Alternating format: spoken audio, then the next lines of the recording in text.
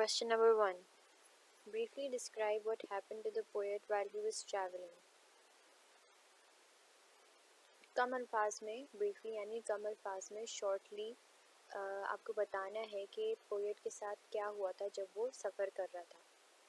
Poet जैसे कि हम जानते हैं विलियम वर्ड्सवर्थ हैं और वो सफ़र अपनी बहन के साथ यानी डॉरथी वर्ड्सवर्थ के साथ कर रहे थे। While the poet was traveling on the mountain with his companion, he saw a girl. जब पोएट पहाड़ों में सफ़र कर रहे थे तो उन्होंने अपनी बहन के साथ एक लड़की को देखा। She was singing a melodious song in her native language. The poet was very impressed with the sweet sound of the girl.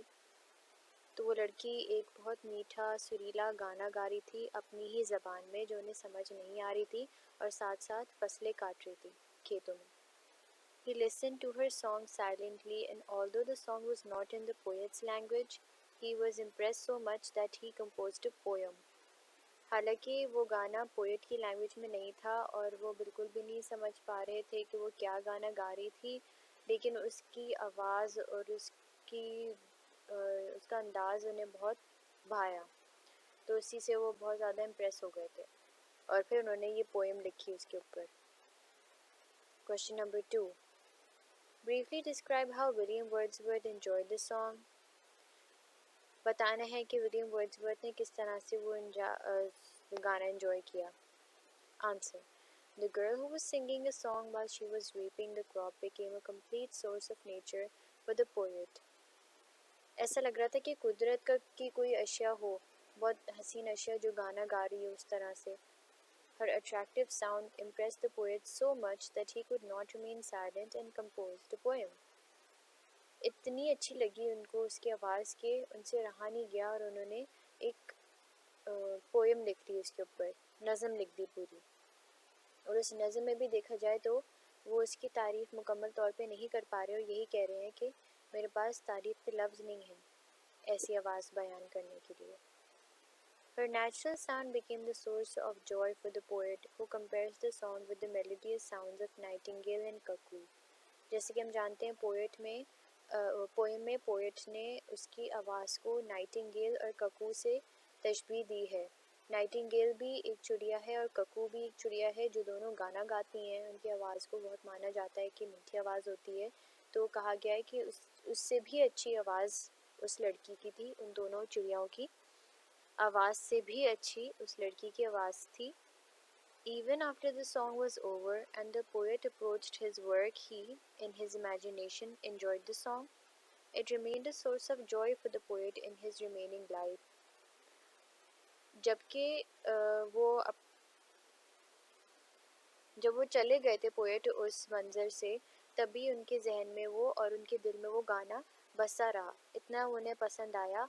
और पोएम में भी उन्होंने बयान किया है कि गाना ऐसा था जैसे कभी ख़त्म ही नहीं होगा, क्योंकि वो बहुत मीठा था और ऐसा नहीं था कि इंसान उससे तंग आ जाए या चिढ़े। बहुत मीठी आवाज़ में वो गा रही थी और उसके बाद भी पोएट के दिल में वो आवाज़ बस गई। Why did the poet compare the song of the solitary reaper with those of the nightingale and the cuckoo bird? What did he think of the maiden song? अब पूछा गया पोएट ने उस सॉलिटरी यानी इकलौती रीपर यानी फसल काटने वाली, उसके गाने को नाइटिंगेल और ककू से क्यों कंपेयर किया? Answer. The poet was deeply moved by the sweet, melancholic song of the Highland lass. It was so profound that he compared it with the song of the nightingale and the cuckoo bird.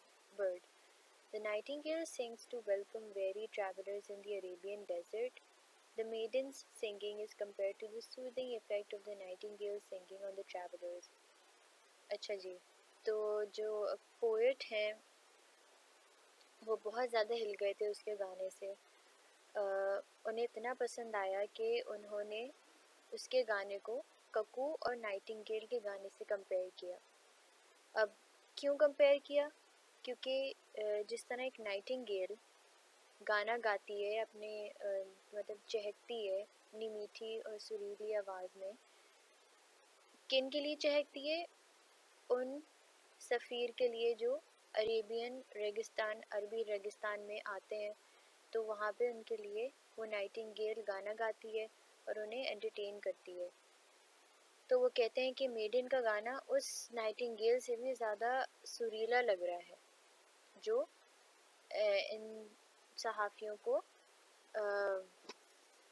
गाना गा के अरबी रेगिस्तान में सुनाती है। Similarly, the cuckoo bird song announces the onset of spring in the Hebrides island, and this singing is so pleasant that it breaks the silence of the gloomy winter. ककू bird जिस तरह से चहकती है जब बाहर का मौसम शुरू होता है, उसी तरह वो लड़की गाना गा रही थी, इतनी मीठी उसकी आवाज़ लग रही थी।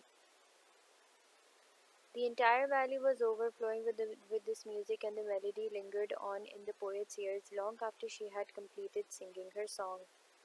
ऐसा लग रहा था कि पूरी वादी में उसकी आवाज़ फैल गई हो और गूंज रही हो उसकी आवाज़। ठीक है। और ये जो पोएट हैं वो कह रहे हैं कि जब वो वहाँ से उस मंज़र से चले भी जाते हैं, तब भी उनके दिल में वो आवाज़ बसी रह जाती है और ऐसा लगता है कि वो आवाज़ कंटिन्यूसली अभी भी उनके कानों में पड़ रही है, क्योंकि वो तो पूरी वैली में गूंज रही होती है उसकी आवाज़।